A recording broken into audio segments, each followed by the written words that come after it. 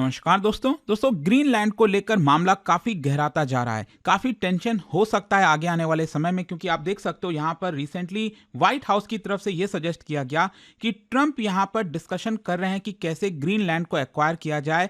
US military always an option, मतलब इस तरह का थ्रेट देना, धमकी देना कि हमारे पास मिलिट्री है, हम दुनिया की महाशक्ति हैं, हम आपको चुटकी में अपने हाथों में ले लेंगे। इस तरह के जब बयान दिए जा रहे थे, आप देख सकते हो कुछ देर पहले खबर आती है यहाँ पर डेनमार्क की तरफ से, क्योंकि ग्रीनलैंड इस समय डेनमार्क के अंदर में आता है, आप सब जानते हैं। तो डेनमार्क ने क्लियर कट वार्निंग दे दिया डोनाल्ड ट्रंप को और कहा shoot first ask questions letter, मतलब हमारे ऊपर अगर अटैक होता है किसी भी प्रकार से तो हम पहले गोली मारेंगे और बाद में सवाल पूछेंगे। तो ये एक बहुत बड़ी वार्निंग है, इसको थोड़ा सा हम डिटेल में समझेंगे ओवरऑल पर्सपेक्टिव से, और ग्रीनलैंड इतना इंपॉर्टेंट क्यों हो गया है, क्यों डोनाल्ड ट्रंप लेना चाहते हैं, ऑफिशियल बयान क्या है, लेकिन पीछे का सीक्रेट क्या है। जैसे वेनेजुएला के केस में वो बाहर से दिखा रहे थे कि हम तो ड्रग्स की वजह से कर रहे हैं, लेकिन असली पिक्चर सामने आ रही है। इसको लेकर भी मैं एक वीडियो बनाऊंगा आज शाम को, लेकिन इसको हम डिटेल से समझेंगे ताकि आपको सब कुछ समझ में आ जाए। चलिए शुरुआत करते हैं, लेकिन उससे पहले आप सबको बता दूं, आप में से जो भी लोग यूपीएससी की तैयारी कर रहे हैं, हमारा जो लॉन्ग टर्म बैच है 2027 का, उसको अवेल कर सकते हैं, जिसके अंदर प्रीलिम्स, मेंस, इंटरव्यू सब कुछ की तैयारी कराई जाती है। ये फोन नंबर दिया, अगर आपको कोई भी डाउट है बैच से रिलेटेड, इस पे कॉल करिए, मेरी टीम आपको अच्छे से गाइड करेगी। And tell them to use this code Ankit live maximum discount के लिए। चलिए शुरुआत करते हैं और सबसे पहले देखते हैं कि हुआ क्या है। देखिए, डेनमार्क ने एक बहुत ही स्ट्रांग मिलिट्री और डिप्लोमेटिक वार्निंग दी है यूएस को, डोनाल्ड ट्रंप को, क्योंकि यूएस बार बार ये रिपीट कर रहा है कि डोनाल्ड ट्रंप सजेस्ट कर रहे हैं कि यूएस ग्रीनलैंड के ऊपर कंट्रोल लेना चाहते हैं, और वो चाहे कैसे भी हो, या फिर शांति से हो या फिर मिलिट्री के थ्रू हो। और इसी को देखते हुए यहां पर डेनमार्क ने भी एक प्रकार से बड़ी वार्निंग दे दी। और आप देख सकते हो यहां पर डेनमार्क का यह कहना है कि हमारे पास भी एक स्टैंडिंग आर्मी है और जरूरत पड़ी तो उस आर्मी को हम ग्रीनलैंड में भेजेंगे और अपने आप को प्रोटेक्ट करने की कोशिश करेंगे। और साथ ही साथ रेफरेंस दिया गया कोल्ड वॉर समय का। बेसिकली 1950s में एक कानून था डेनमार्क के अंदर जिसमें कहा गया कि पहले गोली मारो और बाद में सवाल पूछो। इसके बारे में भी मैं आपको बताऊंगा कि एग्जैक्टली है क्या, लेकिन आपको समझना है कि ये कोई कैजुअल रेटोरिक नहीं है, ये एक सिग्नल है कि अगर ग्रीनलैंड पर किसी भी प्रकार का हमला होता है तो it's an act of war. और आप सब जानते हैं यहां पर नेटो का भी खेल आ जाता है, जो अगेन मैं आपको बताऊंगा। देखो, सबसे पहले थोड़ा सा आप समझिए ग्रीनलैंड के बारे में।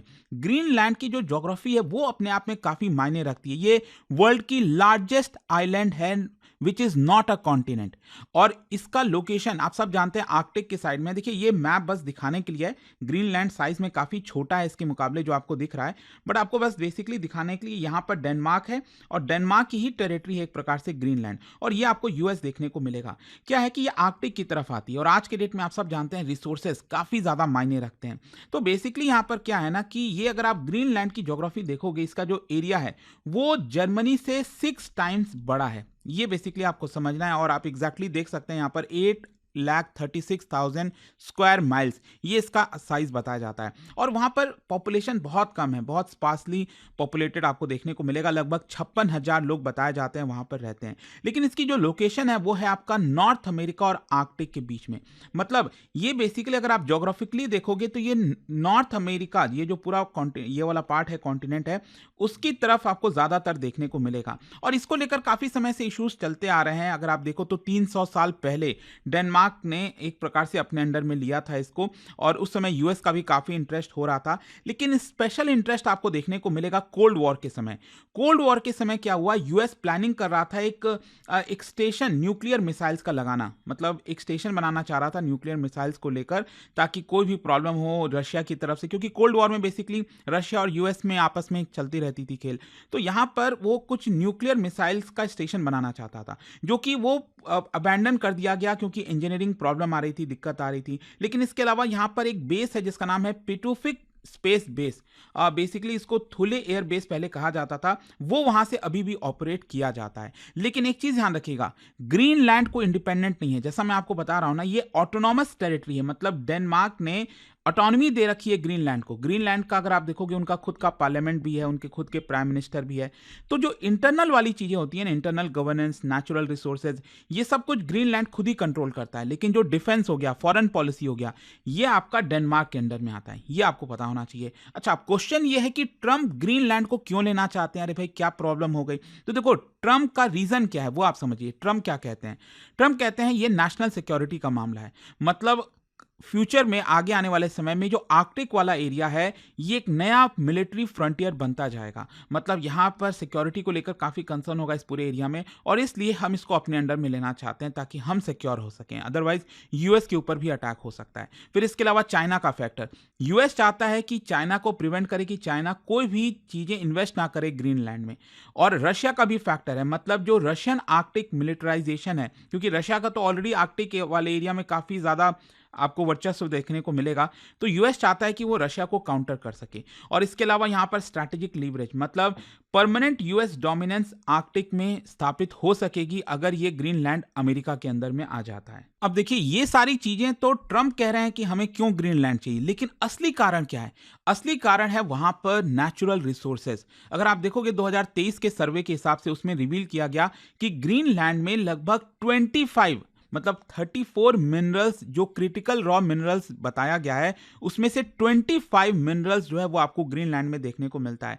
लेकिन क्या हुआ है कि ग्रीनलैंड ने यहाँ पर मिनरल्स के ऊपर, ऑयल और नेचुरल गैस के एक्सट्रैक्शन के ऊपर बैन लगा रखा है, क्योंकि ऑब्वियस सी बात है एनवायरमेंटल कंसर्न होगा, काफ़ी इंपॉर्टेंट जोन है, क्रिटिकली इंपॉर्टेंट जोन है। और इनफैक्ट मैं आपको बताऊं तो क्या है ना कि पहले इतना इंटरेस्ट नहीं था वहाँ पर लोगों का, कंट्रीज़ का, अदरवाइज अमेरिका तो पहले ही उसको कैप्चर कर लेता। क्या है कि ग्लोबल वार्मिंग वगैरह की वजह से जैसे जैसे वहाँ पर आइस मेल्ट हो रहा है, तो वहाँ से रिसोर्स को एक्सट्रैक्ट करना आसान हो गया है। And that is one of the biggest reason जिसकी वजह से ट्रंप का अब इंटरेस्ट चला गया, और वो चाहते हैं कि वहाँ का जो रिसोर्सेज है वो हमारे अंडर में आ जाए। तो क्या है ना कि क्योंकि ग्रीनलैंड ने यहाँ पर बैन लगाया हुआ है नेचुरल गैस और ऑयल के एक्सट्रैक्शन पर, इसकी वजह से वहाँ की जो इकॉनमी अगर आप देखोगे तो 95% वो उनका जो एक्सपोर्ट है वो फिशिंग वगैरह के ऊपर ही डिपेंडेंट है। और अगर आप उनका एनुअल फाइनेंशियल सपोर्ट देखोगे तो डेनमार्क की तरफ से 50% पैसा उनको मिलता है। तो ग्रीनलैंड का खुद का अपना कमाई और 50% उनका बजट का जो है वो डेनमार्क उनको प्रोवाइड करता है। तो इस तरह से उनकी ये सारी चीज़ें चला करती हैं। अच्छा, अब क्वेश्चन ये आता है कि डेनमार्क ने इतना एक्सट्रीम लैंग्वेज क्यों इस्तेमाल किया? मैंने आपको बताया ना, शूट फर्स्ट टॉक लेटर। तो ये क्या है ना, ये स्ट्रैटेजिक आपको डेटरेंस देखने को मिलेगा। डेनमार्क को डर यह है कि देखो, अभी तो ट्रंप ये बातें कर रहे हैं, धीरे धीरे करके वो अपना यूएस मिलिट्री का जो अथॉरिटी है उसको एक्सपैंड करेंगे और डी फैक्टो कंट्रोल ले लेंगे विदाउट एनेक्सेशन। मतलब विदाउट फॉर्मल एनेक्सेशन ग्रीनलैंड पर वो धीरे धीरे अपनी चीजें स्टैब्लिश करते जाएंगे। ये डेनमार्क को अब डर हो रहा है। और Greenland is being treated as a military platform rather than a society. Denmark का कहना है कि ट्रंप इसको मिलिट्री प्लेटफॉर्म की तरह लेते हैं।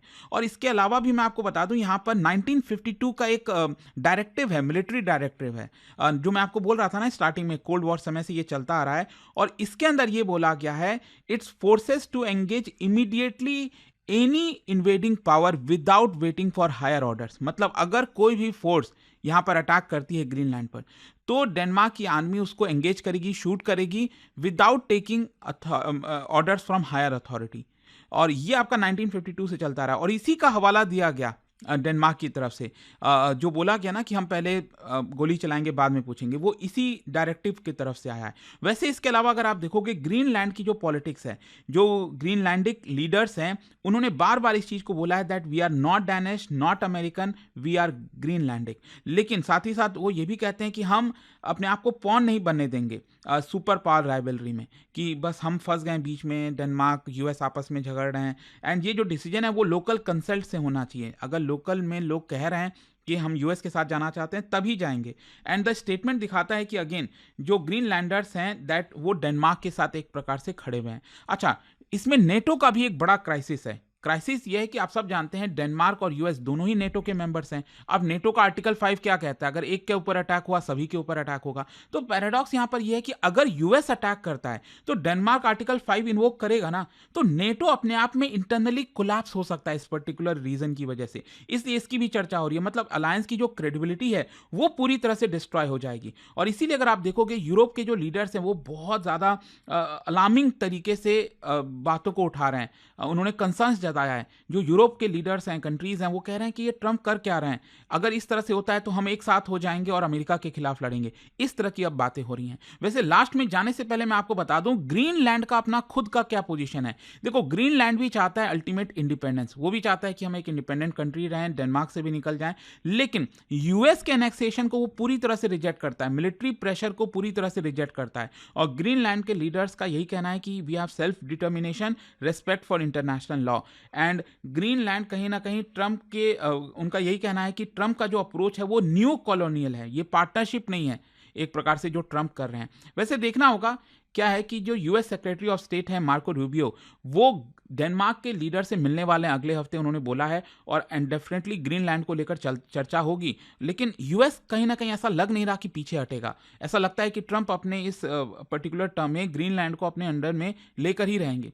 कुछ भी कर सकते हैं, you never know, let's see क्या होगा। बट आई होप कि जो पूरा मामला था, इशू था, वो आपको समझ आया होगा। और जाने से पहले एक बहुत ही इंटरेस्टिंग क्वेश्चन, ग्रीनलैंड की जो क्लाइमेट है उससे रिलेटेड मैंने 2 स्टेटमेंट दिया, बहुत ही इंटरेस्टिंग, इसको ध्यान से पढ़िएगा, बताइए कौन सा करेक्ट है। और इसका राइट आंसर आप सब जानते हैं, मेरे इंस्टाग्राम पर तो मिलेगा ही, वहां पर अगर आप नहीं हो कोई बात नहीं, टेलीग्राम से ले सकते हैं इसका सही उत्तर। और दोस्तों, जैसा मैंने आपको बताया, अगर आप यूपीएससी की तैयारी कर रहे हैं, 2027 का हमारा जो लॉन्ग टर्म बैच है उसको अवेल कर सकते हैं by using this code Ankit live maximum discount के लिए। और ये फोन नंबर है, यहां पर आप कॉल करिए, मेरी टीम आपको अच्छे से गाइड कर देगी। स्टडी IQ IAS, आपका सिलेक्शन हमारा मिशन।